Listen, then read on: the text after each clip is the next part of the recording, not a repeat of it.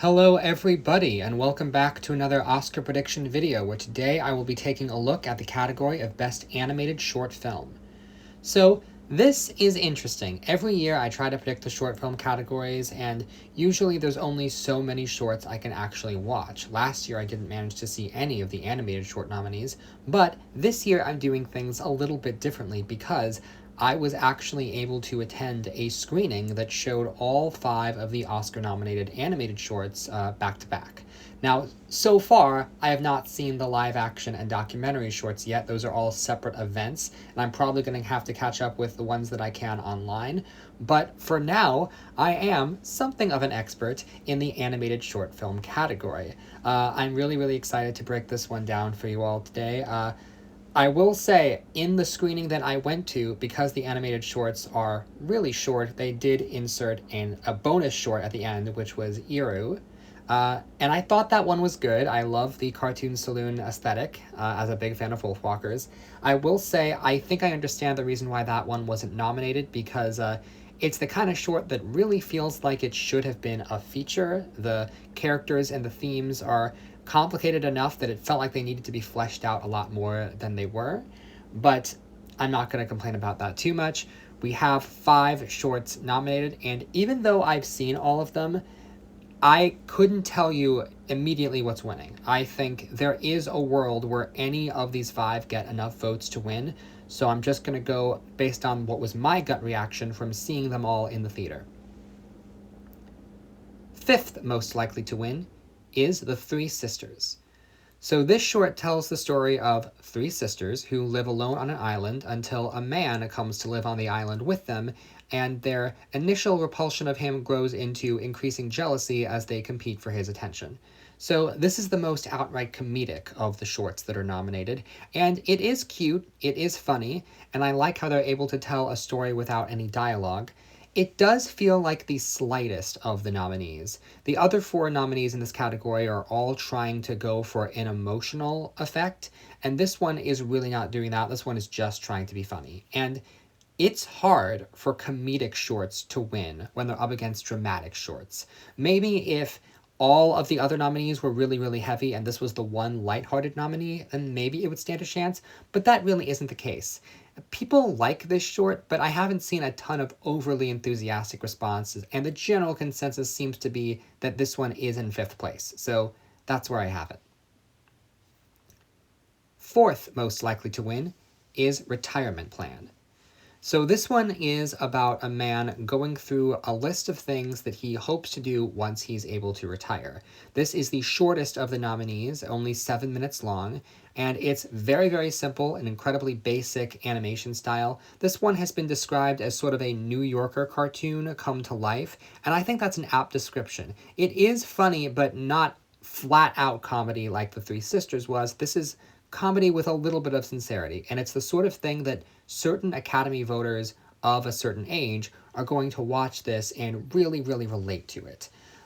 Actually, when we were coming out of the theater, the worker at the theater told me that this was his favorite of the 5 nominees, and I can understand why someone can have that perspective. I would not be... I think The Three Sisters is the only one that I think I can't imagine winning. This one could conceivably win if voters are just really moved by the sentimental aspects of it. But I think the big thing holding it back is it's so short. The animation style is so basic compared to the other nominees. It just seems too simple compared to the other ones. And sometimes simplicity can be an asset. I can see people voting for this.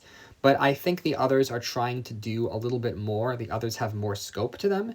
And so I am going to put the others ahead.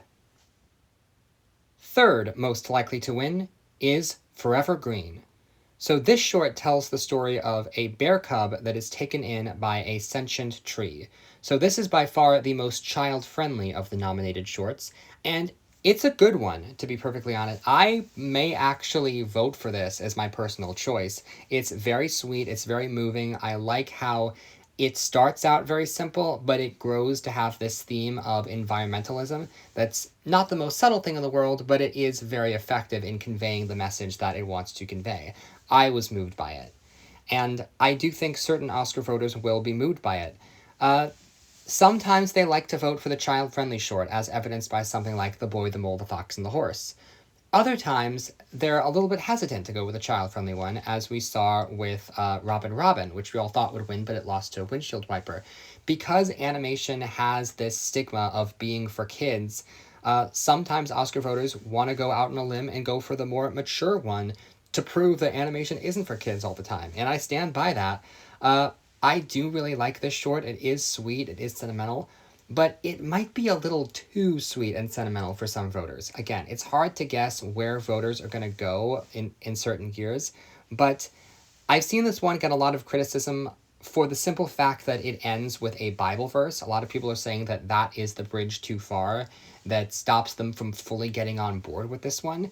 And I kind of understand where they're coming from. It didn't ruin the short for me, but I understand how it could ruin it for other people. This is a very sweet short, and it would make a certain amount of sense if it won, but I'm ultimately not going to predict it because some people just think this one is too sentimental.